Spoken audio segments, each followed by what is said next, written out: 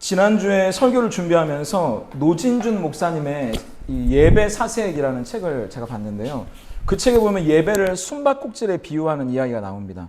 그러면서 이런 이야기를 책에서 들려주는데요. 한 유대 랍비의 손자가 친구들과 숨바꼭질을 했답니다. 그래서 아이가 20차례가 되니까 아주 좋은 곳을 찾아서 정말 꼭꼭, 그야말로 꼭꼭 숨어버린 거예요. 근데 아무도 못 찾을 거라고 생각하고 숨었는데 문제는 진짜 아무도 못 찾았기 때문에 친구들이 다 집에 가버렸다는 거죠. 그래서 이 아이가 집에 돌아와서 랍비인 할아버지에게 자기가 숨어 있는데 아무도 자기를 찾지 않았다고 눈물을 흘리면서 이렇게 이야기했답니다. 그러니까 이 랍비인 할아버지가 자기도 눈물을 흘리면서 이 손주에게 이런 이야기를 들려줬다는 거예요. 얘야, 하나님도 같은 말씀을 하신단다. 내가 숨으면 아무도 나를 찾으려고 하지 않는다고. 하나님도 우리에게 그렇게 말씀하신다고. 내가 숨으면 사람들이 아무도 나를 찾으려고 하지 않는구나. 그러면서 이 노진준 목사님이 책에서 본인이 개척했을 때 뭐 10명, 20명 남짓 예배를 드리는데 뭔가 답답하고 아쉬워서 저 책을 보면서 저도 깜짝 놀랐는데요. 예배를 드렸는데 목사님 마음에 뭔가 답답하고 좀 이렇게 잘 안 채워졌나 봐요. 그래서 예배를 시작했는데 중간쯤 갔다가 성도님들에게 죄송합니다. 제가 목사로서 제 마음이 준비가 안 된 것 같아서 처음부터 다시 예배를 드리면 안 되겠습니까? 라고 양해를 구하고 처음부터 예배를 다시 드린 적이 몇 번이 있다는 거예요. 그러면서 본인도 그게 뭔지는 잘 몰랐는데 그냥 처음에는 본인이 마음이 답답하고 뭔가 본인 마음이 준비가 안 됐겠거니 그래서 참 나도 유별난 목사구나. 그래서 예배를 이렇게 처음부터 다시 드리는 일들을 웬만해서는 하지 않는 일들을 개척교회니까 내가 이렇게 했구나라고 생각을 했었는데 나중에 알고 보니까 그게 하나님의 임재에 대한 갈증이었던 것 같다. 그렇게 책에서 이야기를 하시더라고요. 그러면서 예배는 하나님의 임재를 경험하는 시간이지만 동시에 하나님의 임재를 찾는 시간이기도 하다. 그렇게 적어 놓으셨더라고요. 그러면서 예배를 이렇게 이야기하시는데요. 우리 한번 같이 읽어볼까요? 파란색 글씨로 제가 써왔는데요. 함께 읽습니다. 시작. 예배는 단지 살아계신 하나님의 임재 앞에 서는 것이 아니라 때로는 숨어 계신 하나님의 임재 앞에 서는 것이다. 맞습니다. 그래서 하나님이 숨바꼭질한 아이에게 말씀하시는 것처럼 네가 숨어 있는데 친구들이 너를 찾지 않고 돌아가서 너희가 슬픈 것처럼 나도 때때로 너희의 삶의 순간순간에 숨어있는 나를 너희가 찾지 않을 때 너무나 슬프구나라고 말씀하시는 하나님. 그래서 우리의 예배의 순간순간에 우리는 예배의 수동적인 구경꾼이나 방관자로 있는 것이 아니라 모든 예배 가운데 숨어 계시는 하나님을 찾는 겁니다. 하나님의 임재가 수동적으로 나에게 은혜를 줘봐, 나를 만나줘봐 라고 앉아있는 구경꾼이나 영화를 감상하고 있는 사람들이 아니라 우리는 숨어있는 하나님의 임재를 찾아내는 사람들이라는 거죠. 그래서 우리는 예배 가운데 모든 예배의 순간 가운데 기도에 숨어있는 하나님을 찾기 위해 우리의 마음을 들여 기도합니다. 그리고 우리는 찬양 가운데 숨어 계시는 하나님의 임재를 찾기 위해 우리의 마음을 다해 찬양하는 거죠. 그리고 우리는 설교 가운데 숨어 계시는 하나님을 찾고 만나기 위해 우리의 귀를 기울이고 마음을 여는 거 아닙니까? 그것만이 아니죠. 하나님은 이 예배 속에 함께하는 성도들의 식사와 교제 가운데에도 숨어 계시기 때문에 사랑으로 숨어 계시고 위로로 숨어 계시고 격려로 숨어 계시는 그 하나님을 만나기 위해 찾기 위해 우리는 또 누군가의 옆에 있는 사람들에게 마음을 여는 겁니다. 저는 악기가 없어도 화려한 무대가 없어도 이곳에 하나님의 임재가 있다면 이곳은 그 어느 곳보다 충만한 자리, 은혜로 배부른 자리가 될 거라고 믿어요. 왜냐하면 두세 사람이 내 이름으로 모인 그곳에 주님이 함께 하신다고 말씀하셨기 때문이죠.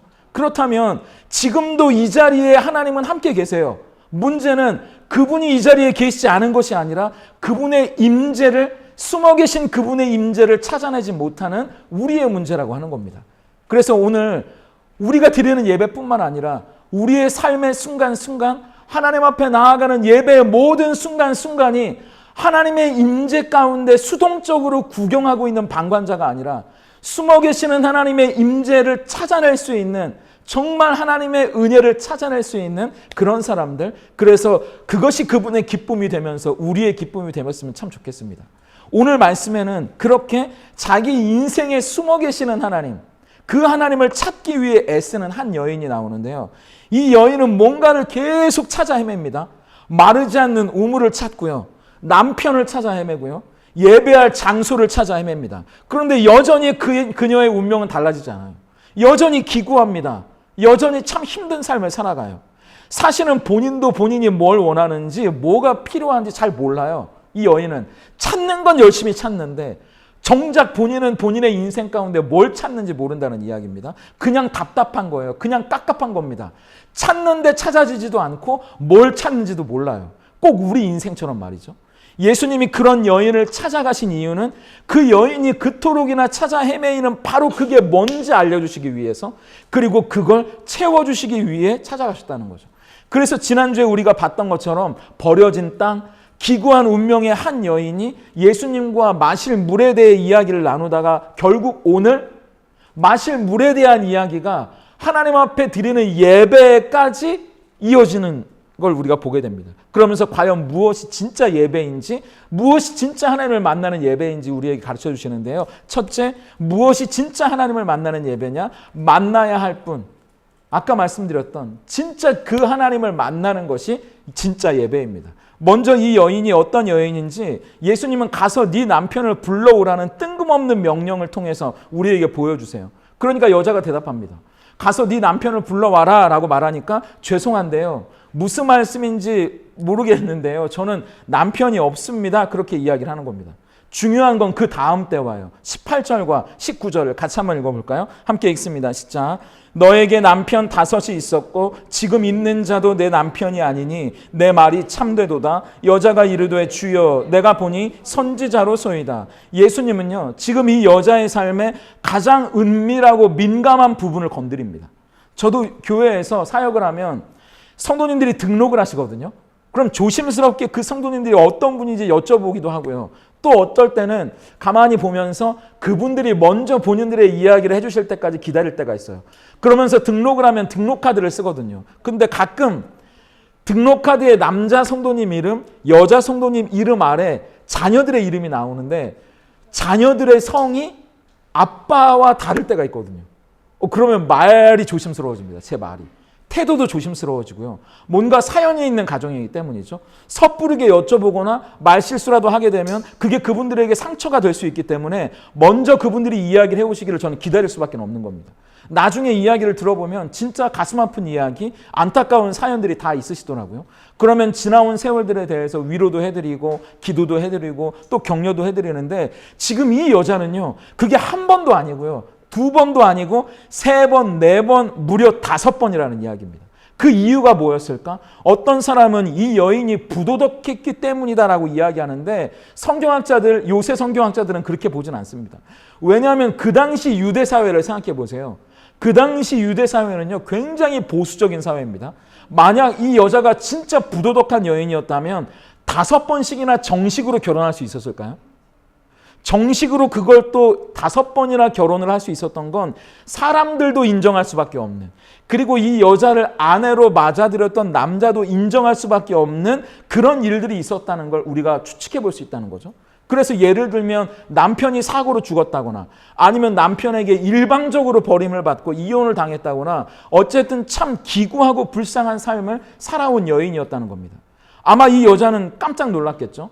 자기가 살아온 삶을 알고 있다는 것도 놀랐겠지만 지금 자기 앞에 있는 이 남자가 자기의 지나온 과거를 하나도 문제 삼고 있지 않다는 것, 따뜻한 얼굴로 그걸 다 알면서도 위로해주는 표정으로 자기 앞에 서 있다는 것, 더구나 지금 살고 있는 남자가 5명이랑 그렇게 이혼을 했는데 지금 살고 있는 남자는 법적으로 아직 결혼하지 않은 남자라는 것까지 알고 있으니까요. 그러니까 이 여자 입에서 바로 무슨 말이 나오냐 하면 당신은 선지자군요 이렇게 나오는 겁니다. 보통뿐이 아니라는 거죠.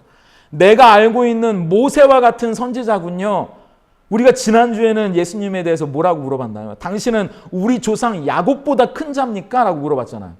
지난주에는 야곱보다 큰 자가 당신입니까? 라고 물어봤는데 오늘은 모세만큼 되는 선지자군요. 이렇게 예수님이 뭔가 대단한 분이라고 여겨졌다는 겁니다. 그러니까 바로 이 여자의 관심과 질문이 달라져요.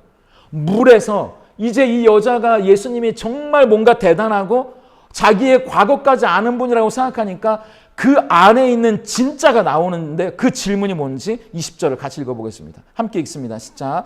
우리 조상들은 이 산에서 예배하였는데 당신들의 말은 예배할 곳이 예루살렘에 있다 하더이다. 갑자기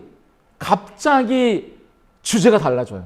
그 전까지는 여자가 갈피를 못 잡거든요. 마실 물을 달라는 예수님께 그럼 나에게 마르지 않은 샘물을 달라고 이야기하고 그런 우물이 어딨냐고 이야기하다가 갑자기 예수님이 뭔가 범상치 않은 사람이라는 걸 알게 되니까 지금 예배할 장소에 대해서 물어보거든요. 갑자기 예배에 대한 이야기가 나오는데 여러분 사람은요 5분만 같이 있으면 그 사람이 뭐에 대해 관심이 있는지 알게 돼요. 여러분도 한번 보세요. 가만히 떠올려 보세요. 옆에 있는 사람이요. 그 사람이 주식에 관심이 있잖아요. 5분만 같이 있으면 그 사람은 자기가 관심 있는 주식에 대해서 이야기하게 됩니다. 화장품에 관심이 있잖아요. 아줌마들이랑 모여있으면 어디 화장품이 좋은지 화장품에 대해서 이야기를 하게 돼 있다니까요. 어디 맛집에 갔는데 맛있는 걸 먹었다 싶으면 그 이야기를 하게 돼 있는 겁니다. 5분의 법칙이에요. 5분이 지나면 자기 안에 관심 있는 이야기를 꺼내게 되어 있다는 이야기입니다. 그런데 지금 이 여자가 예수님이 범상치 않은 사람이라는 걸 알게 되고 바로 무슨 이야기를 꺼내고 있냐 하면 예배에 대한 이야기를 꺼내고 있다는 거예요. 그것도 예배하는 장소에 대해서. 이걸 보면 이 여자가 어떤 여자인지 알게 되는데 이 여자는 그냥 기구한 운명으로 살아갔던 여자가 아니고요. 우리처럼요. 여러분처럼 지금까지 자기 삶의 문제에 답을 찾기 위해 부단히 예배했던 여자라는 걸 알 수 있습니다. 남편이 5번이나 바뀌었잖아요. 그런데 그 답을 세상에서 찾은 여자가 아니라니까요. 눈물 뿌려 교회 가서 기도했던 여자라는 걸 알 수 있어요. 열심히 하나님을 붙들었던 여자라는 걸 알 수 있습니다. 그런데 문제는 응답이 없었다는 거예요. 내가 병이 있는데 병이 10년, 20년이 됐는데 열심히 교회 가서 기도했는데 안 나았다는 겁니다. 쉽게 얘기하면. 내 자식이 문제가 있는데 이 자식의 문제가 해결되길 바라면서 열심히 교회 가서 기도했는데 해결이 안 된 여자라는 거예요. 지금까지 열심히 그리심산에 가서 기도하고 예배하고 하나님 앞에 하나님 붙들고 나무 뿌리까지 뽑으면서 그렇게 예배했던 여자인데 응답이 없었다는 겁니다. 남편 5이 죽어나갔어요. 이혼을 당했습니다. 기구한 운명을 살았어요. 내가 하나님을 붙들고 신앙생활하며 예배한 세월이 얼만데 이게 웬 말이냐는 얘기입니다. 지금 20절은요. 20절을 보시면 그냥 장수를 물어보는 게 아니에요. 내가 지금까지 하나님을 붙들고 살아왔던 세월이 얼만데 내 인생이 이 모양 이 꼴이냐고 예수님께 묻고 있는 거예요. 이게 뭔가 잘못된 것 같은데 이게 쉽게 말하면 이런 겁니다. 혹시요 예수님 혹시요 당신은 유대의 선지자 같은데 그러면 장소에 문제가 있는 겁니까? 이거예요. 내가 북이스라엘에서 그리심산에서 예배를 드렸는데 듣자 하니 예루살렘에 성전이 있다 하더이다. 그럼 내가 지금까지 남편 5이 죽어나갈 정도로 기구한 운명을 살았는데 내가 열심히 기도하고 열심히 신앙생활하고 열심히 예배하긴 했는데 이 모양 이 꼴로 하나도 달라지지 않았던 건 장소의 문제입니까? 이거예요. 교회의 문제인가요? 이 이야기를 묻고 있는 겁니다. 당신은 유대의 선지자니까 내가 예루살렘에 가서 예배하면 내 인생이 달라질까요? 이걸 묻고 있는 거라는 거예요. 그러니까 예수님이 뭐라고 말씀하시죠? 21절입니다. 같이 읽겠습니다. 시작. 예수께서 이르시되 여자여 내 말을 믿으라. 이 산에서도 말고 예루살렘에서도 말고 너희가 아버지께 예배할 때가 이르리라. 예수님 말씀이 뭐예요? 장소가 문제가 아니야. 이 얘기를 하고 있는 겁니다. 네가 지금까지 그리심산에서 예배를 드렸다고 지금 네가 예배 공간을 바꾼다고 예루살렘에 와서 예배를 드린다고 달라지는 게 아니라는 거예요. 문제는 하나님을 만나는 게 중요하다는 이야기입니다. 이 산에서도 말고 예루살렘에서도 말고 아버지께 예배하는 것, 아버지를 만나는 것, 그게 진짜 중요해. 그거야말로 예배야. 그때가 왔어. 그 이야기를 하는 겁니다. 중요한 본질은 하나님을 만나는 것. 예배는 지금 이 여자는 예배에 대한 착각을 하고 있는 거예요. 장소에 대한 착각을 하고 있다는 건 예배에 대한 착각을 하고 있다는 건데 우리도 이런 예배에 대한 착각을 하고 있을 때가 많습니다. 우리가 흔히 하는 착각은 2가지예요. 첫 번째, 우리가 뭔가 원하고 바라는 걸 얻어내기 위해서 예배를 한다고 생각하는 겁니다. 그리고 두 번째, 하나님은 우리를 만드셨을 때 우리를 박수부대처럼 만드셨다는 거예요. 하나님 앞에 영광을 돌리려고.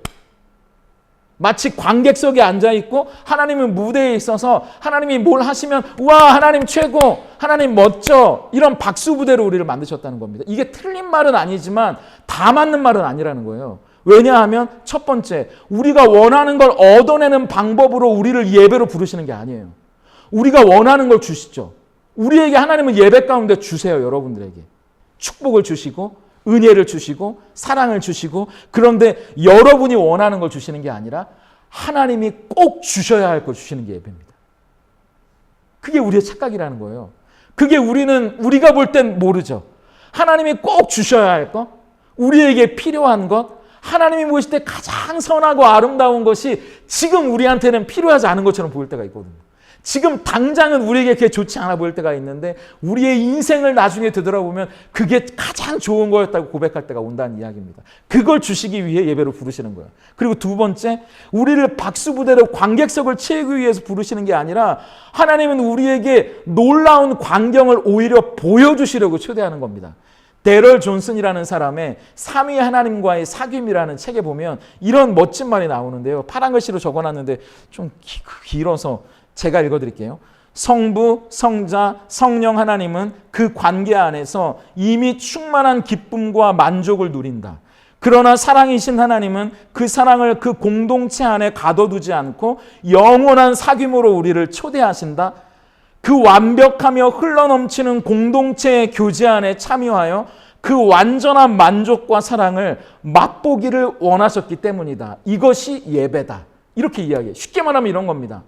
하나님은 성부, 성자, 성령, 이 세 분의 하나님이 우리가 없어도 그분은 충분히 행복하시고 충분히 만족스러웠다는 거예요.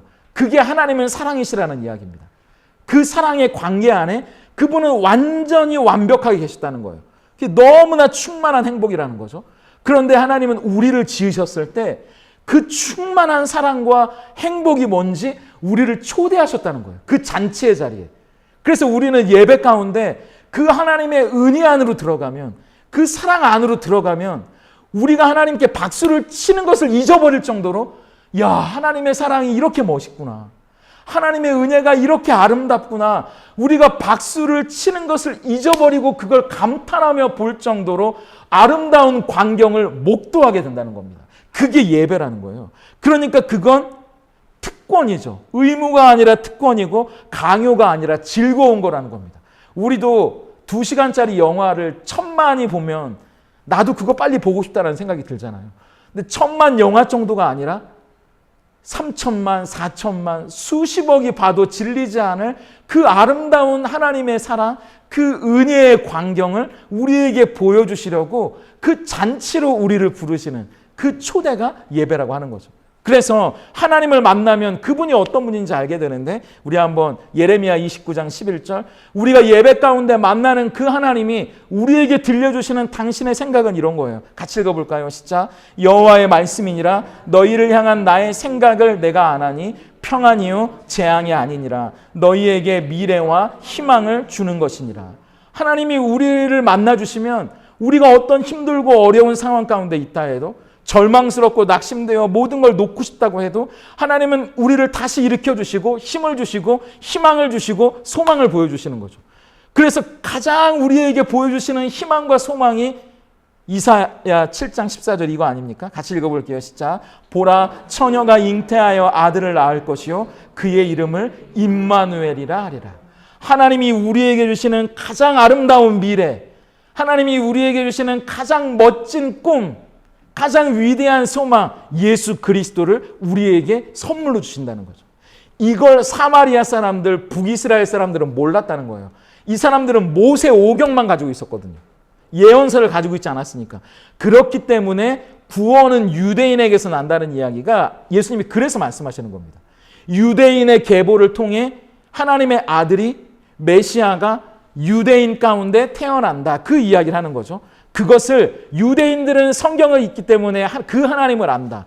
아들을 보내주실 만큼 우리를 사랑하시는 하나님의 사랑, 그 하나님을 안다. 그러나 너희는 그걸 잘 모르고 있다. 그 하나님을 내가 너희에게 알려주러 왔다. 그 이야기를 하는 거죠.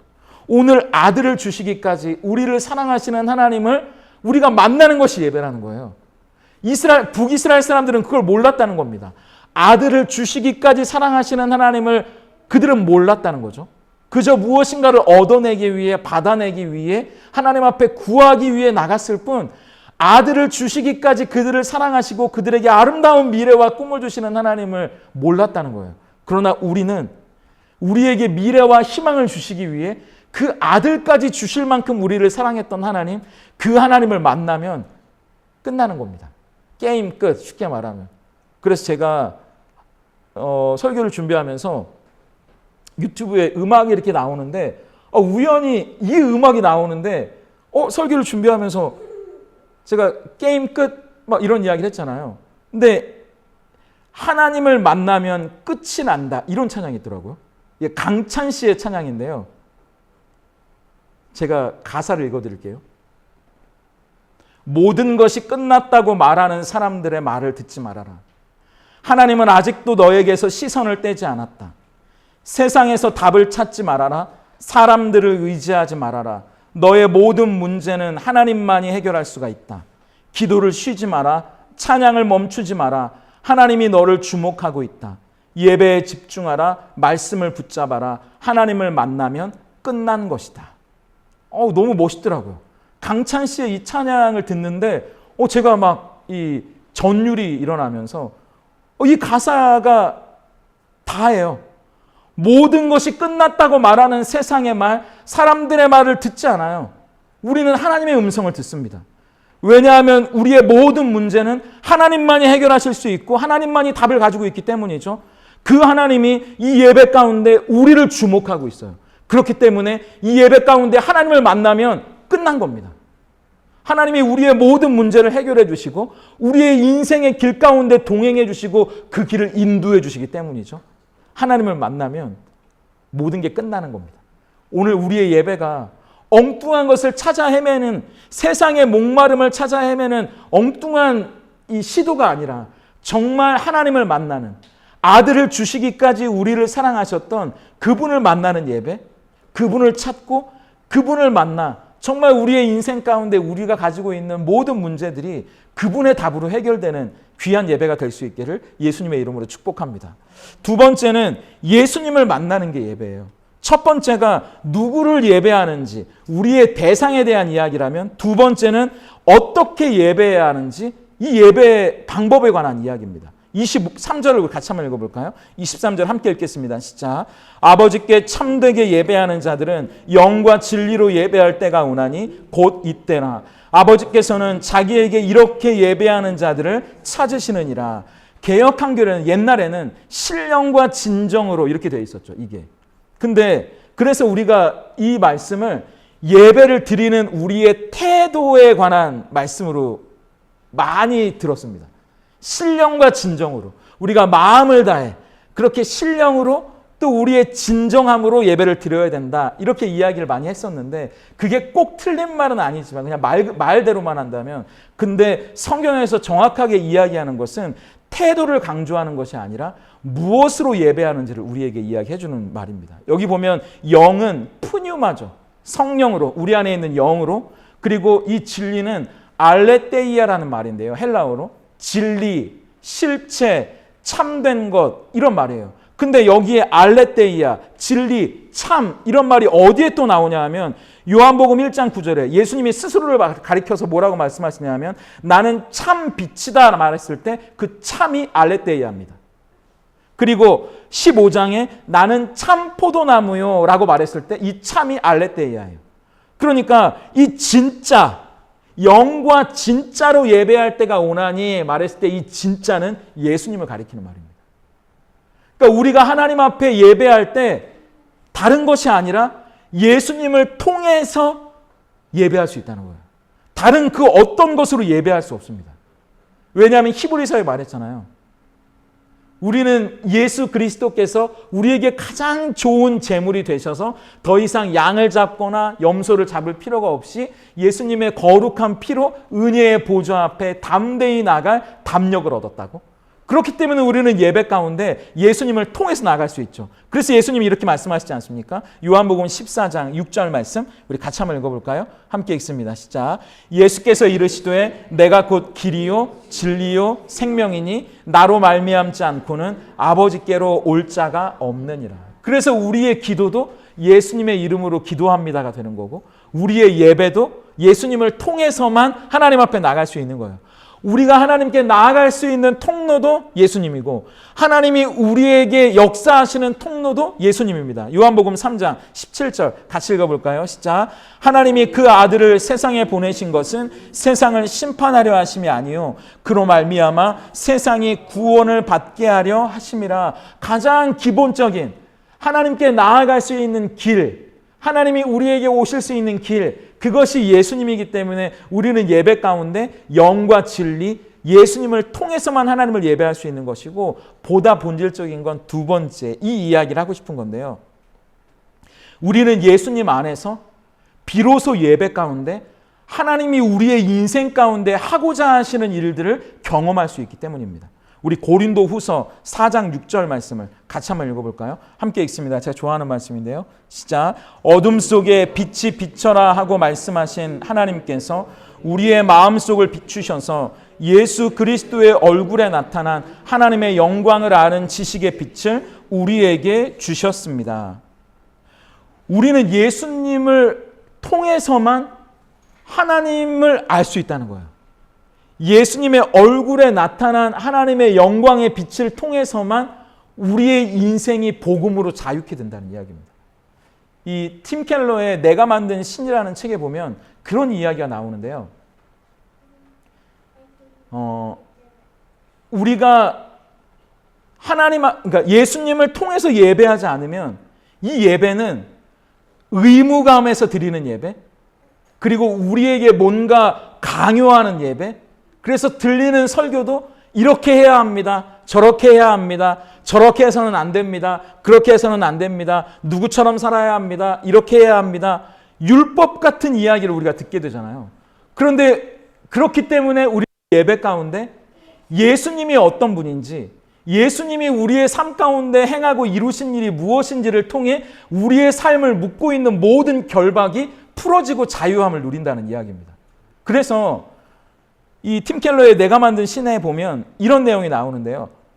사랑을 찾아 헤매이는 한 이 자매가 예수님이 우리를 위해 죽으신 것 알겠어요. 예수님이 좋으신 분이라는 것도 알겠어요. 그런데 제가 학교에 가면 제가 짝사랑하는 그 남자아이가 저를 좋아해 주지 않는다고요. 제가 드리는 예배가 짝사랑하는 그 남자아이가 저를 좋아해 주지 않는 것과 무슨 관계가 있나요? 예배를 백날 첫날 드려본들 저는 그것 때문에 괴롭다고요 라고 말하는 아이의 고민을 이 책에 적어놓아요. 오늘 예수님이 가서 네 남편을 불러오라고 말씀하실 때 왜 그런 이야기를 하실까요? 오늘 우리의 예배가 예수님을 바라보지 않으면 먼 나라 이야기가 되고 만다는 이야기입니다. 우리가 예수님을 바라보고 이 예배가 복음 안에서 드려지는 예배가 아니면 그저 이 예배는 좋은 이야기, 그냥 율법적인 이야기, 먼 나라 이야기, 강 건너 불구경이 되지만 가서 네 남편을 불러오라는 이야기는 그 복음이, 예수 그리스도의 이야기가 오늘 여러분의 삶에 무슨 관계가 있는지 여러분이 숨어 계신 하나님을 찾아내야 하는 숨바꼭질이 되어야 한다는 이야기죠. 아까 예배에 처음에 이야기 드렸던 것처럼 오늘 그 예수 그리스도의 복음이 나의 삶과 어떤 관계가 있는지, 그 예수님이 오늘 내 삶에 묶여있는, 오늘 내 삶에 풀리지 않는 문제 가운데 어떤 해결을 주시는지, 어떤 자유함을 주는지 그것을 듣고 그것을 찾아내는 것이 오늘 예배에 여러분들이 은혜를 받느냐, 자유함을 누리느냐, 능력을 얻느냐, 그 관건이라는 이야기입니다. 그게 바로 예수를 통해 드리는 예배라는 거예요. 영과 진리로 드리는 예배라는 겁니다. 그래서 요한복음은 진리가 너희를 자유케 한다고 말하는 거예요. 진리가 우리를 자유케 한다는 건 예수 그리스도의 복음이 여러분의 삶에 연결될 때입니다. 먼 나라 이야기가 아니고요. 그냥 누구의 이야기가 아니라 오늘 이 여자가 가장 들키기 싫었던 그 이야기, 가장 해결받고 싶었던 그 문제, 내가 가장 붙들고 있었던 바로 그 사건, 거기에 예수님의 복음이 어떻게 들어가느냐, 그것을 찾아내는 것이 우리를 자유케 하고 우리의 문제가 진정 해결되는 거라는 거죠. 그래서 그렇게 말하는, 내가 짝사랑하는 그 아이가 날 바라봐 주지 않는다고요, 아무리 백날 첫날 예배를 드린다고 해도 나는 그것 때문에 괴롭다고요 말하는 그 아이에게 예수 그리스도의 복음이 뭐라고 말해줄 수 있을까요? 라고 팀 켈러 목사님이 내가 만든 신에서 물어보는데 이렇게 이야기합니다. 야곱을 생각해 보십시오. 야곱이 라헬을 얻기 위해 7년을 고생했습니다. 7년을 하루처럼, 마치 짝사랑하는 그 남자애가 나를 바라봐 주지 않는다고 고민했던 것처럼 말이죠. 그런데 7년 동안 7년을 하루처럼 그 사랑을 얻기 위해 세상에서 고생하고 힘이 들여 정말 그 어려운 날들을 참아냈지만 첫날 밤을 기대하며 들어갔던 잠자리가 지나고 나고 아침이 되었을 때 야곱의 눈에 띄었던 건 라헬이 아니라 레아였습니다. 우리의 인생이 그렇습니다. 우리가 누군가의 사랑을 얻고자 그 사랑을 얻기 위해 열심히 부단히 노력하고 그것을 얻기 위해 다른 박질 쳐본들 세상에서 그것을 얻었다고 생각했을 때 그것은 이미 라헬이 아니라 레아일 뿐입니다. 여러분도 남편의 사랑을 얻기 위해, 아내의 사랑을 얻기 위해 열심히 노력해 본들 늘 그 사랑이 나에게 100% 채워지지 않잖아요. 저도 저희 집에서 보면 저희 아내는 저의 사랑을 얻기 위해 열심히 노력하는 것 같지는 않고요. 이제 아들의 사랑을 얻기 위해 열심히 노력하는 것 같은데, 아들들의 사랑을 얻기 위해 열심히 노력해 본들 이 녀석들은 엄마를 잘 안 쳐다봐 주거든요. 아들이 전부라고 생각하고 쫓아가다 보면 어느새 나중에 우리에게 찾아오는 건 공허밖에 없습니다. 나이 드신 분들은 아실 거예요. 사랑을 아무리 얻으려 찾아본들 나중에 우리에게 다가오는 건 공허밖에 없고, 그럴 때 예수님이, 그 복음이 우리에게 말해주는 건 예수님이 진짜 우리의 신랑이 되어주신다는 것. 우리에게 진짜 사랑을 주실 수 있는 분은 예수님밖에 없다는 것, 그것이야말로 진짜 우리의 영혼을 자유케 해준다는 거죠. 그러면 우리는 세상으로부터 그 사랑을 갈구하는 것이 아니라 오히려 그 사랑을 갈구하는 것으로부터 자유케 된다는 이야기입니다. 돈을 예로 들어볼까요? 돈을 얻기 위해 열심히 노력합니다. 더 우리가 월급을 얻기 위해 더 우리가 노후를 위해 노력하고 열심히 애쓰지만 그 돈은 자꾸 우리를 도망치는 것 같아요. 주식은 점점 떨어지고 통장의 잔고는 점점 우리를 불안하게 만들죠. 그런데 이 팀 켈러 목사님은 삭개오의 예를 드는 겁니다. 그렇게 돈이 내 인생의 전부라고 여기고 사람들이 돈벌레라고까지 말했던 세리 삭개오, 동족과 민족을 팔아넘겼던 삭개오가 예수님을 만났을 때 뭐라고 말합니까? 자기 재산의 전부를 내놓는다고 말하지 않습니까? 내가 만약 빚진 것이 있다면 4배나 갚겠다고 이야기하지 않습니까? 예수님을 만나면 그분은 스스로 가난하게 되셔서 우리를 부욕해 만드신 분입니다. 복음은 그렇습니다. 예수님은 그렇게 우리의 마음을 채우시는 분입니다. 그러면 이 세상의 돈도 예수님 앞에 아무것도 아닌 게 되어버리는 겁니다. 중요하지 않다는 것이 아니라 예수님 다음으로 중요한 것이 되어버리고 마는 것이죠. 복음은 그런 겁니다. 예수님을 통해 우리의 삶에 진정한 자유를 주는 것이죠. 오늘 이 여인도 마찬가지예요. 내가 남편이 아닌 다른 그 어떤 것으로 사랑을 얻을 수 있을까? 안정을 얻을 수 있을까? 그래서 이 산이 아니라 예루살렘에 가면 내가 그것을 얻을 수 있을까? 그게 아니라 하나님을 만날 때, 그리고 그 하나님이 우리에게 주신 예수님을 만날 때 진짜 그 인생에 하나님이 주시려는 만족, 하나님이 주시려는 사랑, 그것으로 그 여인의 인생이 기구한 운명이 아니라 비로소 자유한 인생이 될 수 있다. 오늘 하나님은 우리에게 그렇게 말씀하시는 거죠. 그러면서 아까 이야기했던 이 노진준 목사님이 처음에 이야기했던 예배 사사기라는 책을 쓴 노진준 목사님이 소아마비거든요. 태어날 때부터 불구로 태어나셨어요. 장애인입니다. 근데 이 책에서 그런 이야기를 하시는 거예요. 어렸을 때부터 자기는 모든 부흥회란 부흥회는 다 찾아다녔대요. 왜냐하면 이 다리를 낫게 해달라고. 그래서 어느 순간 하나님이 그렇게 원망스러울 수가 없었대요.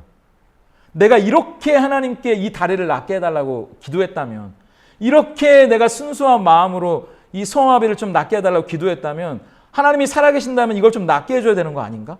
금식도 하고 예배를 찾아다니고 기도원도 가고 부흥회를 다 찾아다니면서 이 다리를 낫게 해달라고 기도했다면 좀 낫게 해주실 법도 하는데 나를 낫게 해주시지 않는다면 하나님은 살아계시지 않는 것 같다라고 생각했던 그 순간 이분이 예수님 안에서 하나님이 자기를 얼마나 사랑하시는지, 그래서 내가 이 병이 낫지 않아도 하나님이 나와 함께 하신다면, 예수님이 나와 함께 하신다면 이 병이 낫지 않아도 나는 좋겠다라는 만족이 내 마음에 찾아왔다. 그래서 예수님이 주신 생명만이 인생을 궁극적으로 행복할 수 있다는 것을 나는 그때 고백하게 되었습니다. 그래서 어떤 사람은 돈이, 어떤 사람은 건강이 최고의 행복을 가져다 준다고 생각하지만 그리스도인들은 돈이 아니라, 건강이 아니라 예수님이 주시는 생명만이 비로소 우리의 인생을 행복하게 해준다는 것을 고백하는 사람들입니다. 그래서 저는 저의 인생 가운데 예배를 드리면 드릴수록 예수님을 더욱 주목하게 됩니다. 이런 고백을 하시더라고요. 저는 이분의 고백이 맞다는 생각이 드는 거예요. 그렇기 때문에 오늘 우리가 이 예배 가운데 바라봐야 할 분, 우리가 붙들어야 할 분은 예수님이라고 하는 거죠. 그래서 오늘 예수님은 영과 진리로 하나님을 예배해야 된다고 말씀하시는 건 예수님 안에서 하나님이 우리를 향하신 뜻, 그것을 우리가 깨달을 수 있는 것이고, 예수님 안에서 비로소 우리의 인생이 자유케 되는, 우리의 인생을 향하신 진짜 하나님이 주시려는 행복을 우리가 맛볼 수 있기 때문입니다. 그리고 마지막으로 이 예수님을 통해 우리는 우리의 삶이 예배가 된다는 거죠. 오늘 예수님은 예배를 말씀하시면서 주일 예배, 수요 예배 이런 얘기를 한 번도 하시지 않아요. 보시면. 그리고 뭐 악기가 있어야 된다, 싱어를 세워야 된다, 뭐 이런 얘기도 안 하시거든요. 많은 학자들이 이런 이야기를 합니다. 이 예배는 비단 교회당에서만 드리는 예배가 아니라 우리의 삶의 모든 순간에 하나님 앞에 드려지는 그 순간들의 예배의 순간을 말하는 거라고. 그래서 히브리서 13장 15절과 16절은 우리에게 이렇게 말하는 거죠. 우리 같이 한번 읽어볼까요? 함께 읽습니다. 시작. 그러므로 우리는 예수로 말미암아 항상 찬송의 제사를 하나님께 드리자. 이는 그 이름을 증언하는 입술의 열매니라. 오직 선을 행함과 서로 나누어 주기를 잊지 말라. 하나님은 이 같은 제사를 기뻐하시느니라.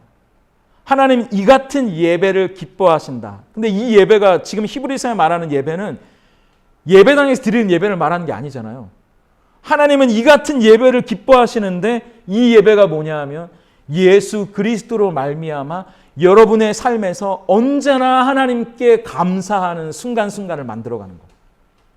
그리고 예수님의 이름을 증언하는 입술의 열매를 여러분이 만나는 사람들 가운데 보여줄 수 있는 것, 그리고 여러분이 살아가는 직장에서, 여러분이 살아가는 가정에서 예수님으로 말미암아 선을 행하는 것, 서로에게 인색하지 않고 넉넉하게 나누어 주는 것, 누가 뭐라고 했다고 피 토라지는 삶이 아니라 누가 뭐라고 해도 나는 그를 사랑해 줄 수 있는 넉넉한 품으로 안아주는 것, 그거야말로 진짜 하나님이 기뻐하시는 예배라고 말하는 거죠. 그게 영과 진리의 예배예요.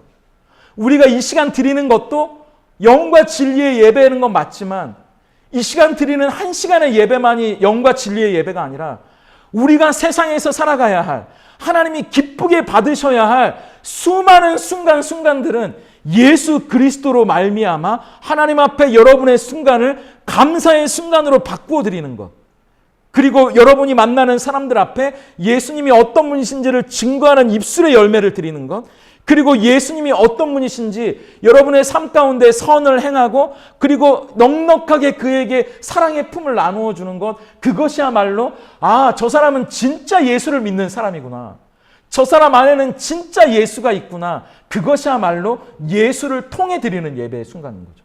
예수로 말미암아서만 드릴 수 있는 예배거든요.